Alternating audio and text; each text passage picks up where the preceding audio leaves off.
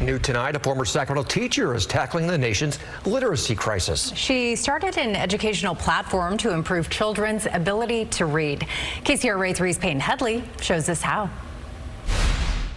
Hello, welcome. Like any classroom, please have a seat anywhere you'd like. The lessons inside are worth listening to. We're going to talk about phonics. This one at Oak Hill Elementary is led by Chandra Roten. Phonics is simply teaching children how the letters in the English alphabet each represent a sound. Her students, grade school parents. When in doubt, sound it out. Roten is a former Sacramento classroom teacher. Short A, awesome. Now the founder and CEO of Luminous Minds, an educational website and early learning platform. It was just a vision I have of wanting to have a greater impact and improve our national literacy crisis. Her impact reaches across the country. First, there's a hen.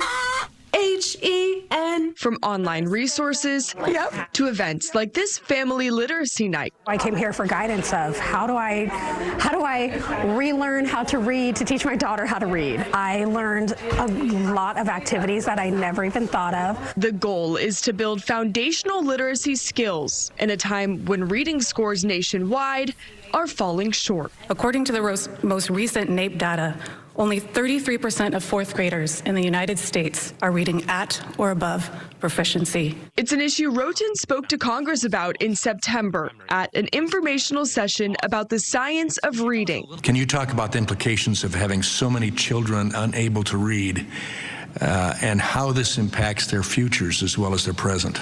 Literacy it's a gateway skill.